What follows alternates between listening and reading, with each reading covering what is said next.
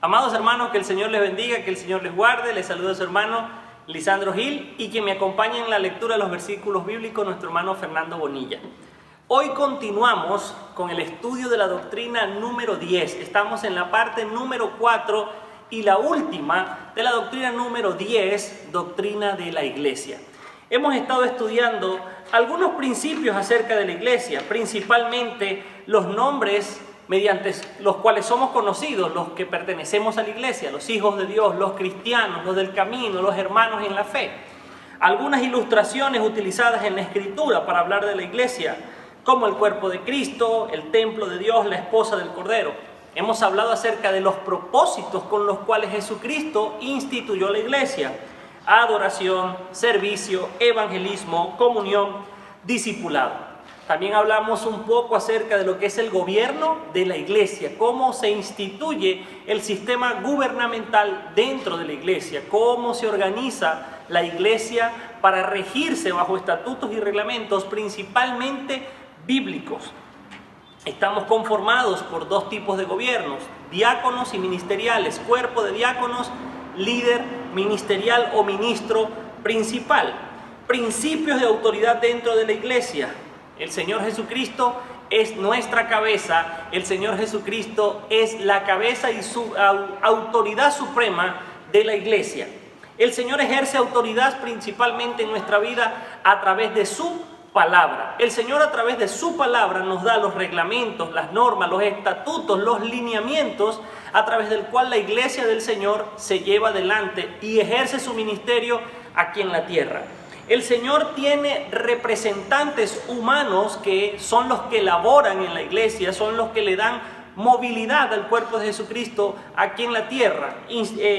Autoridades humanas instituidas por Dios, llamadas por Dios, pero capacitadas y guiadas por el Espíritu Santo. Hoy llegamos a la última parte, pero no por ser la última es la menos importante. En cambio, estamos hablando de una parte fundamental del ejercicio del ministerio de la iglesia aquí en la tierra, y es el financiamiento de la iglesia. ¿Cómo se sostiene la iglesia? ¿Cómo funciona la iglesia? ¿Cómo hace la iglesia para proveerse de los recursos monetarios para poder llevar la obra a cabo? Ciertamente, la primera verdad que nosotros debemos reconocer es que Dios no necesita dinero. Él es el dueño del oro y de la plata. De Él es el mundo. De Él es la tierra y su plenitud del mundo y todo lo que en Él habitan. Por lo tanto, no existe nada material que nosotros podamos darle a Dios que Él realmente necesite. Pero como toda organización humana necesita recursos para funcionar, para llevar a cabo el ejercicio de su ministerio, la obra que Dios nos encomendó y cumplir el propósito por el cual fuimos llamados. El financiamiento de la iglesia. No se necesitan fondos para comprar la salvación, ni para pagar a Dios las bendiciones espirituales que de Él provienen. Realmente nosotros no podemos comprar con ninguna cantidad de dinero la salvación que Jesucristo nos dio en la cruz del Calvario. La salvación es libre, la salvación para nosotros es gratuita, porque Cristo pagó por ella en la cruz del Calvario. No existe ninguna cantidad de dinero que nosotros podamos darle a Dios para agradecer su amor o para agradecer sus bendiciones, ni para que nos ame más. Nosotros damos a la obra del Señor para que la obra continúe y podamos proveer a la iglesia de los recursos necesarios para cumplir con la gran comisión. Vamos a leer una porción de la Escritura en Isaías capítulo 55, versículos 1 y 2. A todos los sedientos, venid a las aguas, y los que no tienen dinero, venid, comprad y comed. Venid, comprad sin dinero y sin precio, vino y leche. ¿Por qué gastáis el dinero en lo que no es pan y vuestro trabajo en lo que no sacia? Oídme atentamente y comed del bien, y se deleitará vuestra alma con grosura. Isaías 55, versículos 1 y 2 nos deja ver que la verdadera bendición que nosotros obtenemos de nuestra relación con Dios no tiene nada que ver con el dinero. No la podemos comprar, no la podemos pagar, no la podemos adquirir con dinero. sino que es libre. Por eso el Señor dice, los que estén sedientos, vengan y compren sin dinero, accedan libremente a la salvación. También tenemos una porción de la Escritura en Romanos capítulo 6, versículos 23, que nos da un poco más de luz acerca de esta gran verdad. Porque la paga del pecado es muerte, mas la dádiva de Dios es vida eterna en Cristo Jesús, Señor nuestro. Mas la dádiva de Dios es vida eterna. Note usted las dos palabras que utiliza, la dádiva y vida eterna. Por lo tanto, Romanos 6:23 nos deja en claro que la salvación es un regalo. No la podemos adquirir ni merecer por ningún monto existente en esta tierra. Usted puede dar el mundo entero en peso, en oro, para pagar la salvación y no podría. Pero Jesús la pagó en la cruz del Calvario para que usted, al recibirlo a Él como su Señor y Salvador, esta fuera gratuita y de libre entrada para todo aquel que en Él crea. Sin embargo, los fondos son necesarios para que se cumpla la misión y la obra de la iglesia, para el sostén del ministerio. El sostén financiero se provee por los mismos miembros de la iglesia. Son estos los que deben sentir la responsabilidad para que la iglesia cumpla su misión en la tierra. Esto lo podemos leer en 1 de Pedro, capítulo 2, versículos 9 y 10. Mas vosotros sois linaje escogido, real sacerdocio, nación santa, pueblo adquirido por Dios, para que anunciéis las virtudes de aquel que os llamó de las tinieblas a su luz admirable. Vosotros que en otro tiempo no erais pueblo, pero que ahora sois pueblo de Dios, que en otro tiempo no habíais alcanzado misericordia, pero ahora habéis alcanzado misericordia. Note usted lo que dice. En algún momento nosotros no éramos pueblo de Dios. Vivíamos en el mundo, como dice la Escritura, sin Dios y sin esperanza. Pero fuimos adquiridos, fuimos comprados a precio de sangre, fuimos pagados por el Señor en la cruz del Calvario y fuimos hecho pueblo de Dios. Nación santa, real sacerdocio, pueblo adquirido por Dios. Y al nosotros convertirnos en el pueblo de Dios, adquirimos con ese gran honor la responsabilidad de predicar el evangelio y pregonar las buenas nuevas de salvación al mundo entero. Del estudio de la Biblia se ve que Dios ha establecido el sistema de pago de diezmos, ofrendas y primicias para el financiamiento de la iglesia. El diezmo es la 10ª parte de las ganancias del creyente y este 10% lo otorga voluntariamente a la iglesia creyendo en que Dios se agrada y bendice la obediencia de este principio. Las ofrendas son aportes voluntarios aparte de los diezmos, las cuales se dan conforme a la gratitud de la persona y como haya prosperado en su corazón. Las primicias son las primeras ganancias o frutos del trabajo y la bendición en la vida del creyente, las cuales voluntariamente consagra a Dios. La consagración de los diezmos para el servicio de Dios en la tierra ha sido practicada por los fieles hombres de Dios en todos los grandes periodos de la historia bíblica. Aquí hablamos de 3 recursos establecidos por Dios para poder proveer a la obra del dinero necesario, de los recursos necesarios. Y también hablamos de 3 formas en las que Dios estableció principios mediante los cuales nosotros podemos ser bendecidos. Principalmente los diezmos. Dios establece los diezmos para que la tribu de Leví en la nación de Israel pudiera dedicarse al sacerdocio y las 11 tribus adicionales adquirían la responsabilidad de dar sus diezmos, el 10% de todo lo que ellos obtenían, para que la tribu de Leví viviera en igualdad a ellos, a pesar de que ellos estaban solo dedicados al servicio del Señor. Por eso los diezmos en el Antiguo Testamento están impuestos por ley al pueblo de Israel. Las ofrendas. Las ofrendas es una donación voluntaria, un aporte voluntario que cada persona da a la congregación. ¿Qué dice la Escritura? ¿Cómo lo establece la Escritura? Y esto lo vamos a leer más adelante en 2 de Corintios capítulo 9.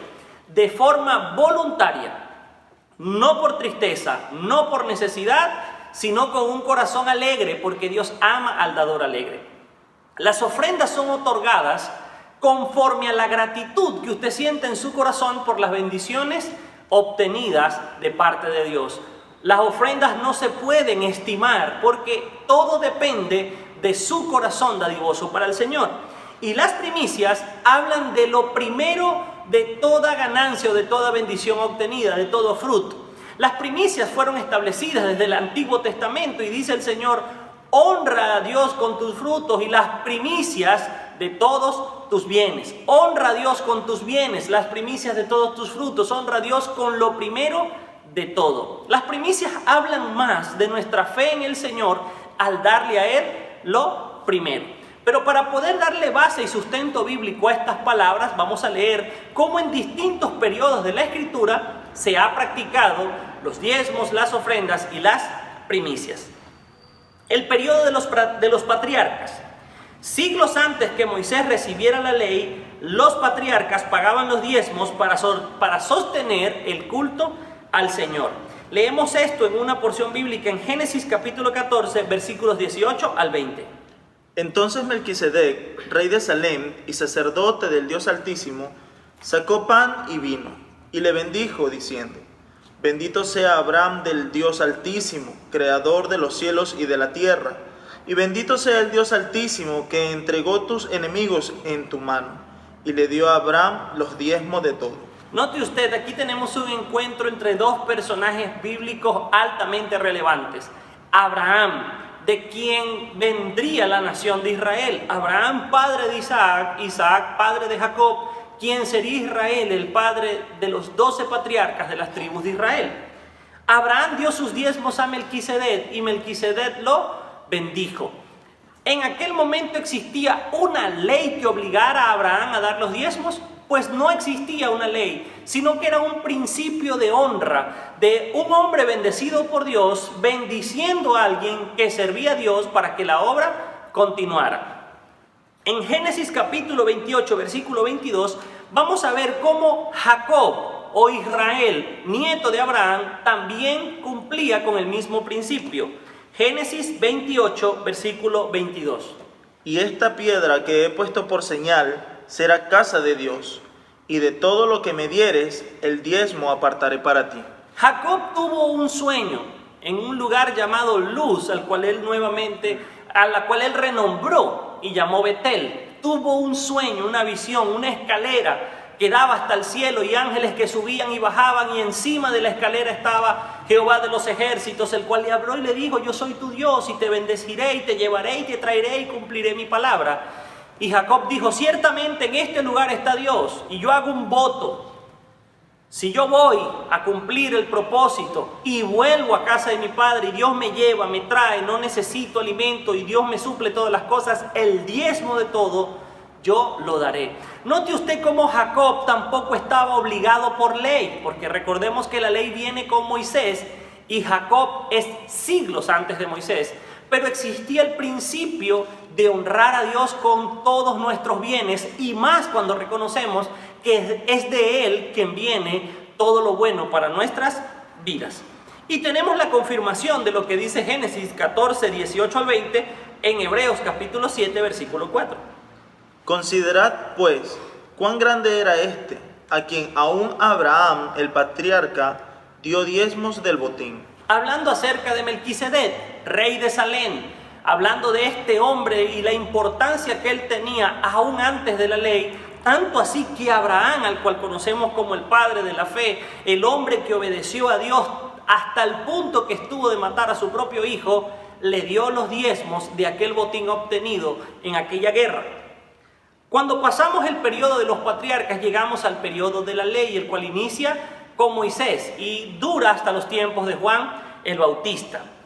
Esta misma práctica fue establecida por fuerza de la ley en el culto judaico. Levíticos capítulo 27, versículos 30 al 34, nos dice por qué los diezmos, las ofrendas, las primicias estaban establecidas bajo ley para el pueblo de Israel en los tiempos de Moisés. Y el diezmo de la tierra, así de la simiente de la tierra como del fruto de los árboles, de Jehová es cosa dedicada a Jehová. Y si alguno quisiere rescatar algo del diezmo, añadirá la quinta parte de su precio por ello. Y todo diezmo de vacas o de ovejas, de todo lo que pasa bajo la vara, el diezmo será consagrado a Jehová. No mirará si es bueno o malo, ni la cambiará, y si lo cambiare, tanto él como el que se dio en cambio serán cosas sagradas, no podrán ser rescatados. Estos son los mandamientos que ordenó Jehová a Moisés para los hijos de Israel en el monte de Sinaí. Note usted, en el libro de Levítico vemos las leyes establecidas por Dios, y en el libro de Levítico hace un énfasis a la tribu de Leví, por eso se llama Levítico, esa tribu escogida por Dios para que fueran una tribu de sacerdotes que se dedicarían al servicio. Dios establece que las demás tribus debían proveer para que esta tribu pudiera sostenerse. Es un poco parecido a lo que ocurre hoy. Tenemos hombres y mujeres llamados por Dios a servirlo, a dejarlo todo. Misioneros, pastores, hombres llamados por Dios, y Dios les dice, déjalo todo y sígueme a mí, sírveme en el servicio o en el ministerio en el cual te he llamado. Y son personas que pasan a depender de Dios en todo momento. Por lo tanto, nosotros, el resto de los cristianos, tenemos la obligación moral o el compromiso de proveer para que así como Israel sostenía a los levitas, nosotros como iglesia sostengamos hoy la iglesia y la obra del Señor para que ella pueda seguir adelante. Estos mandamientos no son solo establecidos como una responsabilidad, sino que Dios los recompensa con bendiciones. En Malaquías capítulo 3 vamos a leer desde el versículo 8 al 10 lo que Dios le dice a su pueblo Israel. ¿Robará el hombre a Dios? Pues vosotros me habéis robado. Y dijisteis, ¿en qué te hemos robado? En vuestros diezmos y ofrendas. Malditos sois con maldición, porque vosotros la nación toda me habéis robado. Traed todos los diezmos al alfolí, y haya alimentos en mi casa, y probadme ahora en esto, dice Jehová de los ejércitos, si no os abriré las ventanas de los cielos, y derramaré sobre vosotros bendición hasta que sobreabunde.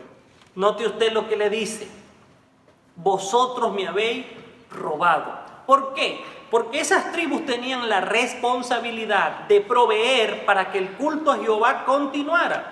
Y las tribus restantes, las 11 tribus restantes, no proveer para el sustento de la tribu de Leví, el culto directo a Jehová se veía afectado. Ciertamente hoy nosotros vivimos bajo la gracia y no estamos subyugados bajo la ley, pero el principio sigue siendo el mismo. Nosotros con nuestros aportes voluntarios apoyamos la obra del Señor para que ésta se lleve a cabo. Muchas veces las personas no notan lo mucho que pueden ayudar a la obra del Señor con pequeños aportes, sosteniendo obras a nivel internacional, sosteniendo a los pastores y ministros que dependen de la iglesia porque se dedican al servicio al Señor, enviando misioneros a lugares remotos donde la palabra del Señor nunca antes había llegado. Así como las 11 tribus de Israel sostenían a la tribu de Leví para que el culto a Jehová se mantuviera, así la iglesia sostiene hoy a aquellos que se dedican a predicar el evangelio en todo el mundo. Los diezmos son propiedad de Dios y el que los usa para sí mismo está robando a Dios. Está establecido que los diezmos son de Dios y todo lo consagrado a Dios en las manos incorrectas se convierte en anatema. Esto es importante leerlo en Josué capítulo 6. Dios estableció un botín o una ofrenda para el Señor y cuando alguien tomaba de esto se convertía en anatema y acarreaba castigo. Como menciono, en la ley los diezmos están colocados bajo estatuto de ley. Por lo tanto, por la ley, el que no daba los diezmos era un ladrón. Nosotros estamos en la gracia, por lo tanto no existe un estatuto por ley que obligue a la persona a dar los diezmos a la misma forma que en el Antiguo Testamento, pero el principio sigue vigente, aportar para la obra del Señor, para que la obra del Señor se lleve a cabo y esto acarrea bendición para nosotros. El periodo de la iglesia donde estamos hoy, la iglesia del Nuevo Testamento no está sujeta a la ley de Moisés. Lo leemos en Lucas capítulo 16, versículo 16. La ley de los profetas eran hasta Juan. Desde entonces el reino de Dios es anunciado y todos se esfuerzan por entrar en él. Note usted lo que dice. ¿Por qué la ley de Moisés fue hasta Juan? Una ley comenzó en Moisés en el monte Sinaí, lo que leímos anteriormente de la ley y la ley a los levitas. Pero esta ley abarca solamente hasta Juan, porque Juan da paso a Jesucristo. Por lo tanto, nosotros pertenecientes a la iglesia no estamos sometidos bajo la ley, pero hay principios que están por encima de la ley. Abraham era antes de la ley y sin embargo Abraham honraba a Dios con sus bienes y con las bendiciones que Dios le daba.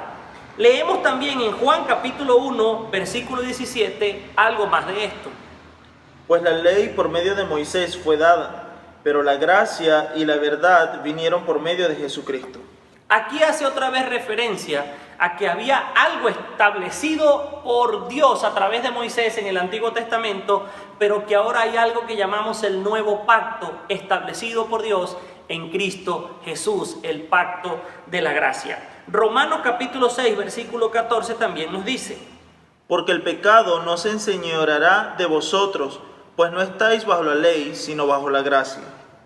Ahí está, no estamos bajo la ley, pero estamos bajo la gracia. Sin embargo, a través de un estudio del Nuevo Testamento se hace evidente que la liberalidad de la Iglesia Apostólica se extendía más allá del pago de los diezmos. Parece que los diezmos eran el mínimo. Para el apóstol Pablo, este estricto cumplimiento de la ley de los diezmos practicado por los israelitas servía de base para enseñar a la iglesia cristiana cómo se debe sostener la obra de Dios. Leemos en Números capítulo 18, versículos 2 al 11. Números capítulo 18, versículos 2 al 11.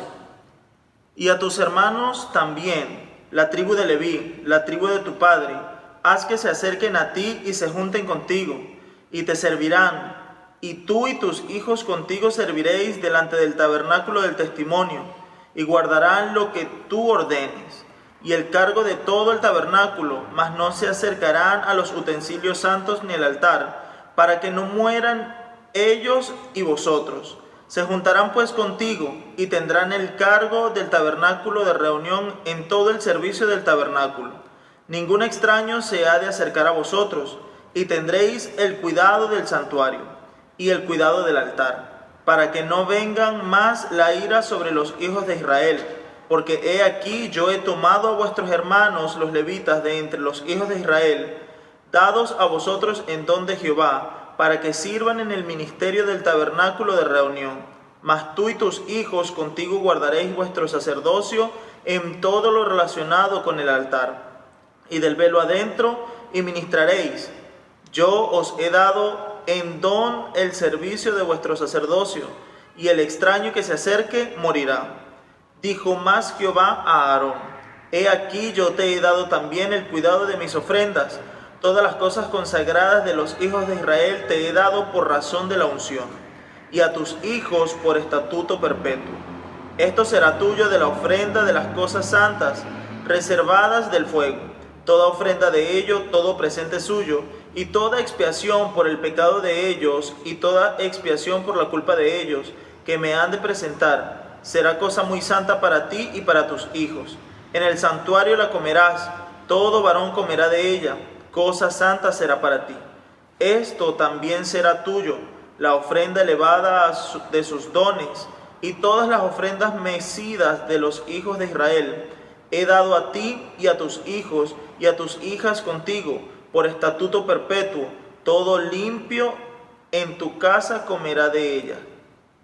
Note usted cómo Números nos da luz de lo que Dios estableció para la tribu de Leví. Dios llama a Aarón y a su descendencia a servirlo, y le dice que de todo lo que el pueblo de Israel diera para el culto a Jehová, de allí sería el alimento, el sustento y el cuidado de la tribu de Leví.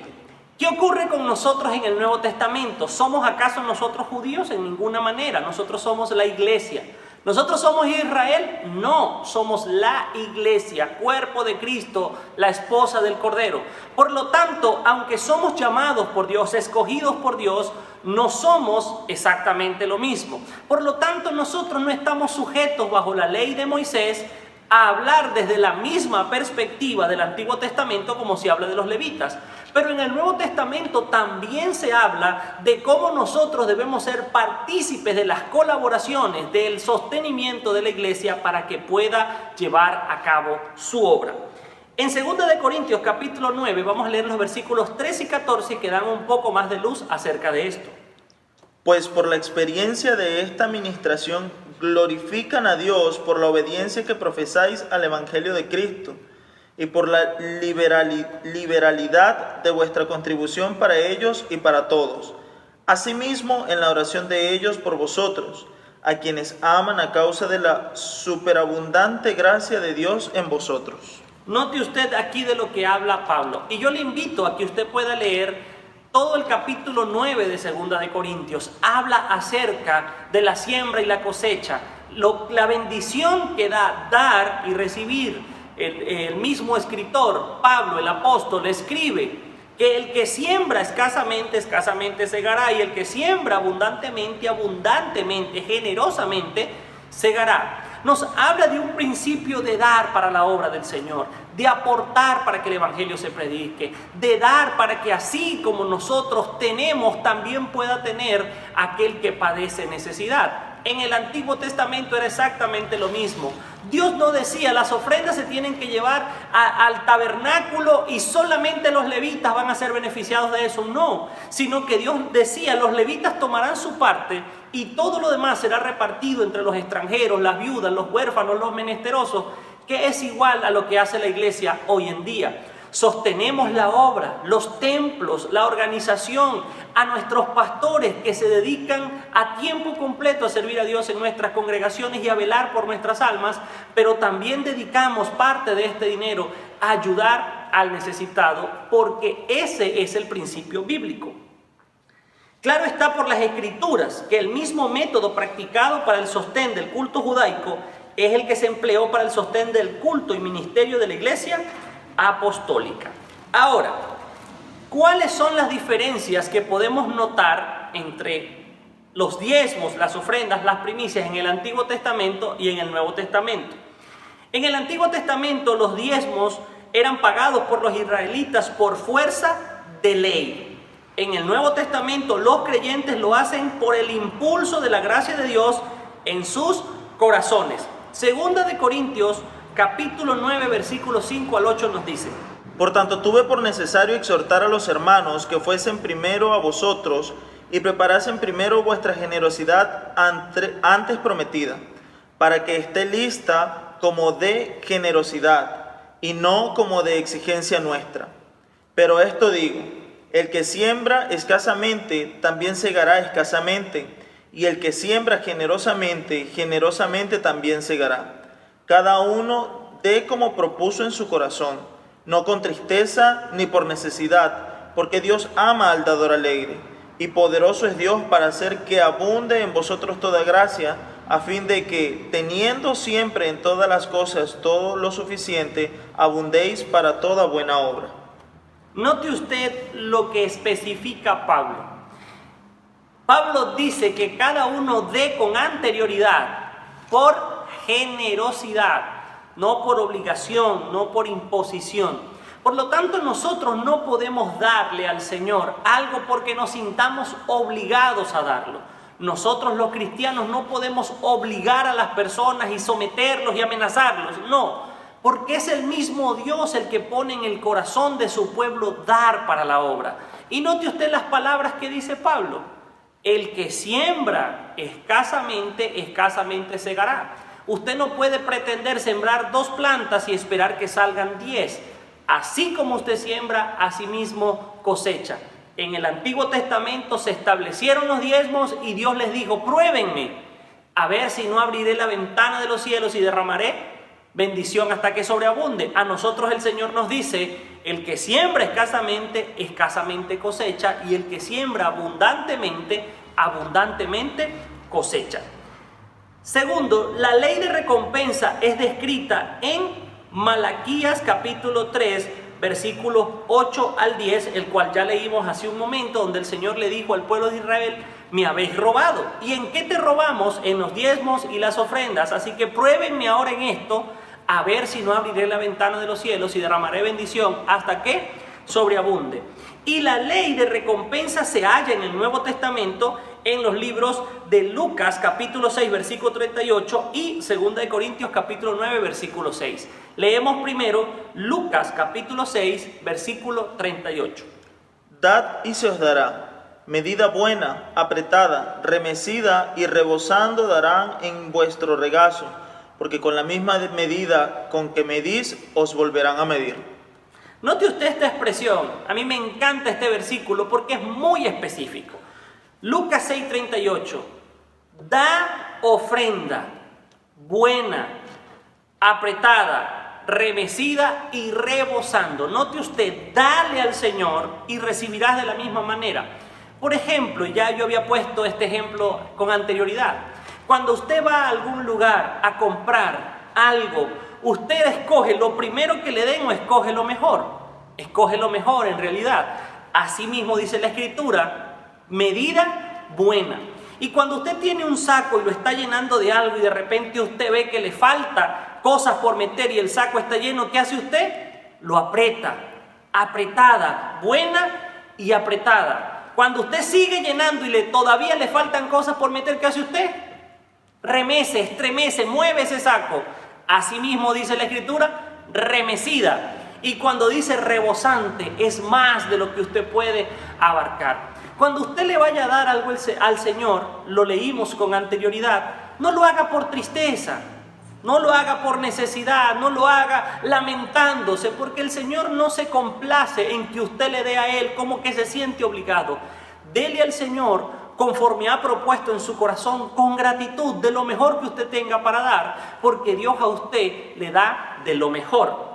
Segunda de Corintios capítulo 9 versículo 6 dice: Pero esto digo, el que siembra escasamente también segará escasamente, y el que siembra generosamente, generosamente también segará.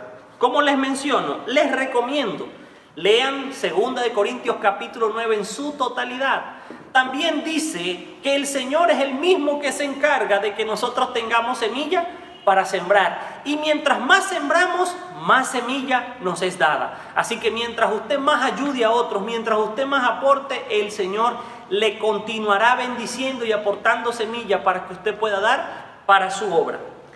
¿Por qué dar para la obra del Señor? Uno, porque nosotros no somos dueños de nada, sino mayordomos. Nada de lo que tenemos realmente es nuestro.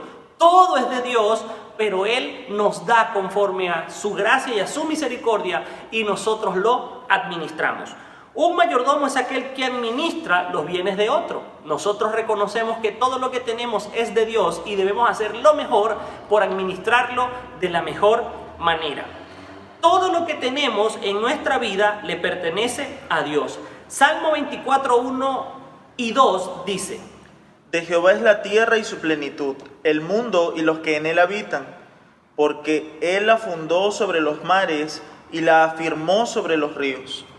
Note usted, de él es la tierra y su plenitud, el mundo y los que en él habitan, porque él lo creó todo.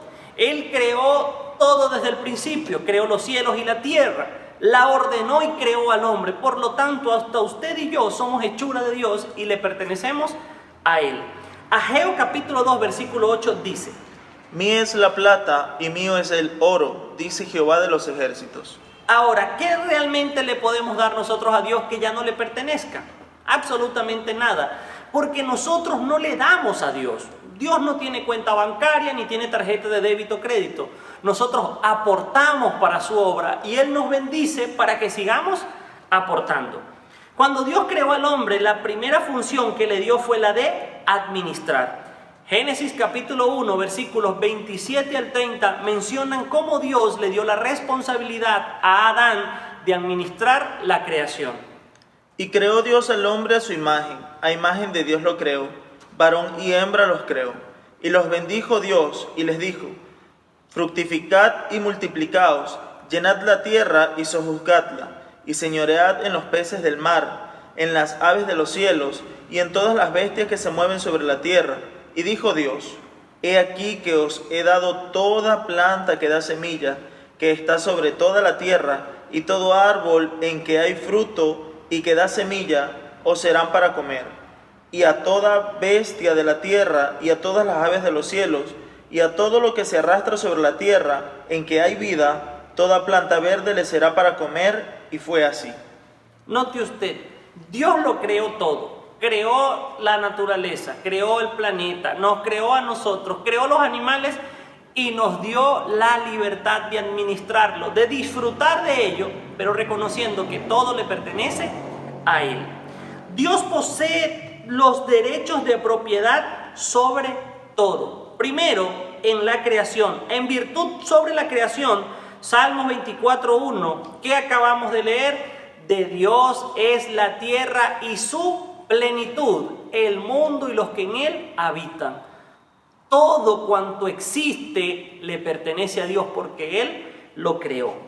En virtud de su providencia, Hebreos capítulo 1, versículo 3, menciona acerca de la providencia de Dios. El cual, siendo el resplandor de su gloria y la imagen misma de su sustancia, y quien sustenta todas las cosas con la palabra de su poder, habiendo efectuado la purificación de nuestros pecados por medio de sí mismo, se sentó a la diestra de la majestad en las alturas. Note usted cómo habla acerca de que todo le pertenece a Dios, porque es por Él, para Él, a través de Él. El mundo existe gracias a Él y por lo tanto le pertenece. Seguimos hablando de que Él nos sustenta, Él nos sostiene, y todo cuanto ocurre en el mundo gira, se cumplen todas las cosas, es por su poder y por su gracia. En virtud de su dedicación, Colosenses capítulo 1 versículo 16. Porque en Él fueron creadas todas las cosas, las que hay en los cielos y las que hay en la tierra, visibles e invisibles, sean tronos, sean dominios, sean principados, sean potestades. Todo fue creado por medio de Él y para Él. Por Él y para Él. No hay escapatoria a la soberanía de Dios.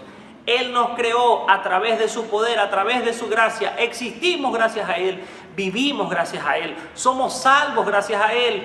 Podemos sustentar nuestra vida, nuestra familia, nuestros hogares gracias a Él. Entonces realmente no le estamos dando nada, sino que estamos aportando para que su obra se lleve a cabo. Y Dios bendice a un corazón que da alegre.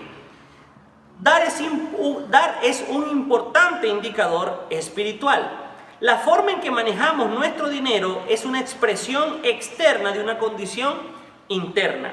No podemos servir a Dios y a las riquezas. ¿Es nuestro principal motivo honrar a Dios?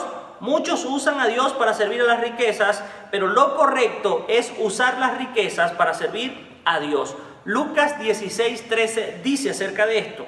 Ningún siervo puede servir a dos señores, porque o aborrecerá al uno y amará al otro, o estimará al uno y menospreciará al otro.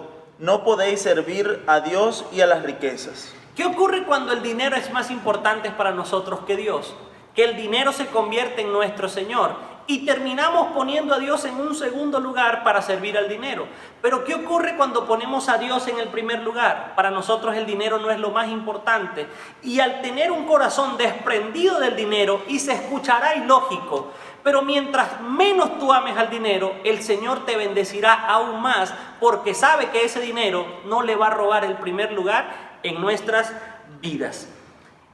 Si somos fieles en lo poco, en lo mucho lo seremos también. Lucas 16:10 dice: El que es fiel en lo muy poco, también en lo más es fiel.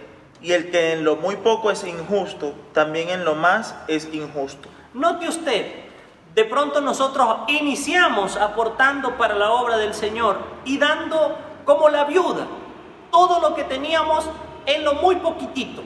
Y el Señor ve esa disposición de corazón a darle a Él antes que todas las cosas. ¿Qué va a hacer el Señor? Bendecirnos. Y si somos fieles mientras Él nos bendice y nos bendice y nos bendice, el Señor ve y conoce nuestros corazones y nos bendecirá en maneras sobreabundantes e inexplicables, porque Él sabe que nuestro corazón, el primer lugar, solamente lo ocupa Él. Pero el dinero es solamente una bendición, pero Él es el Señor de las bendiciones.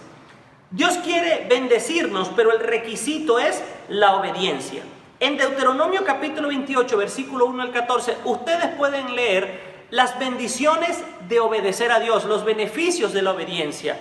Hay bendiciones prometidas por Dios en el libro de Deuteronomio que ustedes allí en casa pueden leer tranquilamente. Pero 2 Corintios capítulo 9, versículo 6, lo leemos una vez más acerca de lo que el Señor nos dice. Pero esto digo, el que siembra escasamente, también segará escasamente. Y el que siembra generosamente, generosamente también segará. A nosotros no se nos puede olvidar este principio. Este es el principio que rige la bendición para la iglesia. Nosotros no tenemos una ley que nos imponga y nos condene por no aportar para la obra. Pero el Señor nos motiva a través de su gracia y nos dice, si tú siembras escasamente, segarás escasamente. Pero si tú siembras generosamente para la obra, para el sostenimiento de la iglesia, créeme que segarás abundantemente, porque es fiel el Señor que dio la promesa. Él, a través de nuestra obediencia en las finanzas, nos muestra su poder. Malaquías capítulo 3, versículos 10 al 12. Traed todos los diezmos al alfolí, y haya alimento en mi casa. Y probadme ahora en esto, dice Jehová de los ejércitos. Si no, os abriré las ventanas de los cielos y derramaré sobre vosotros bendición hasta que sobreabunde. Reprenderé también por vosotros al devorador, y no os destruirá el fruto de la tierra, ni vuestra vid en el campo será estéril, dice Jehová de los ejércitos. Y todas las naciones os dirán bienaventurados, porque seréis tierra deseable, dice Jehová de los ejércitos. Note usted, los bendecirá, reprenderá al devorador y prosperará todo cuanto emprendan. Eso es el poder de Dios para bendecir a aquellos que lo honran. Provee para nuestras necesidades. Filipenses capítulo 4, versículo 9 nos dice: Mi Dios, pues, suplirá todo lo que os falta conforme a sus riquezas en gloria en Cristo Jesús. Mi Dios, pues, suplirá todas las cosas que nos haga falta. En el mundo en el cual vivimos en la actualidad, vemos cómo las personas se convierten en acumuladores. Quieren acumular toda la cantidad de dinero posible, preparándose para un futuro incierto, diciendo, mientras yo más dinero tenga, más seguro voy a estar. Y no hay mayor mentira. Nadie se puede escudar o esconder detrás de su dinero, porque no hay lugar donde el juicio y la justicia de Dios no pueda llegar. Por lo tanto, nosotros debemos aprender a confiar en Dios, en que el Señor nos dará nuestro sustento diario y no nos hará falta nada. Y esto también une a los creyentes, y esta enseñanza es muy bonita. 2 Corintios 8, 13 al 15 nos dice: Porque no digo esto para que haya para otros holgura y para vosotros estrechez, sino para que en este tiempo, con igualdad, la abundancia vuestra supla la escasez de ellos, para que también la abundancia de ellos supla la necesidad vuestra, para que haya igualdad. Como está escrito, el que recogió mucho no tuvo más, y el que poco no tuvo menos. Note usted este principio. El Señor aún nos bendice en gran manera y de pronto a otros en una manera un poco más escasa. Pero, ¿qué dice Él? Los que tienen mucho, bendigan y cuiden de los que tienen poco, porque luego ellos sostendrán sus necesidades. Note usted lo que nos enseña la palabra del Señor en el libro de Génesis. José vivió en Egipto y un sueño le mostró a Faraón que hubieron 7 años de abundancia, pero que vendrían 7 años de escasez. ¿Qué nos enseña esto? Que nosotros debemos aprender a sembrar en el reino de los cielos durante los tiempos buenos, los años buenos, porque puede que lleguen los días malos y vamos a tener siembra a nuestro favor en el reino de los cielos. Así como nosotros ayudaremos a muchos en los tiempos de nuestras vacas gordas, nuestras vacas buenas, habrán personas que nos ayudarán a nosotros en los tiempos de nuestras vacas flacas. Este es el principio, como dice la Escritura: el que tuvo mucho no le sobró, pero el que tuvo poco no le faltó. Y esto es para que haya unidad, comunión, igualdad entre los hermanos.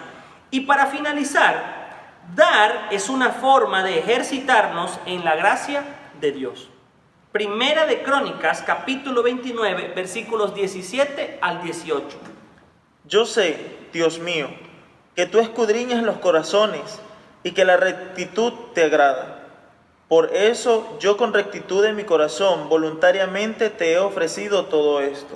Y ahora he visto con alegría que tu pueblo, reunido aquí ahora, ha dado para ti espontáneamente.